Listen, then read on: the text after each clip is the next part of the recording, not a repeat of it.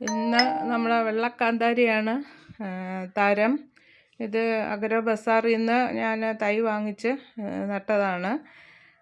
നല്ല രീതിയിൽ ഇത് ആദ്യത്തെ ഈൽഡാണ്. നല്ല രീതിയിൽ കാന്താരി പിടിച്ചിട്ടുണ്ട്.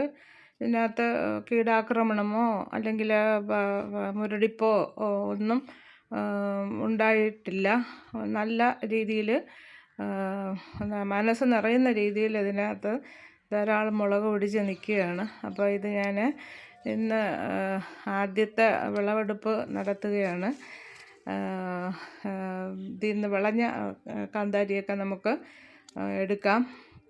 കാന്താരി ഇത് ഉപ്പിലിടാനൊക്കെ നല്ലതാണ്. ഉപ്പിലിടാനാണെങ്കിലും ചമ്മന്തി അരയ്ക്കാനാണെങ്കിലും അവിയലിനാണെങ്കിലും എല്ലാം ഈ കാന്താരി വളരെ നല്ല ബെസ്റ്റാണ്. അങ്ങനെ എനിക്ക് ഒരു പിടി കാന്താരി കിട്ടിയിട്ടുണ്ട്. എല്ലാവരും ലൈക്ക് ചെയ്യണം, ഷെയർ ചെയ്യണം, കമൻറ്റ് ചെയ്യണം.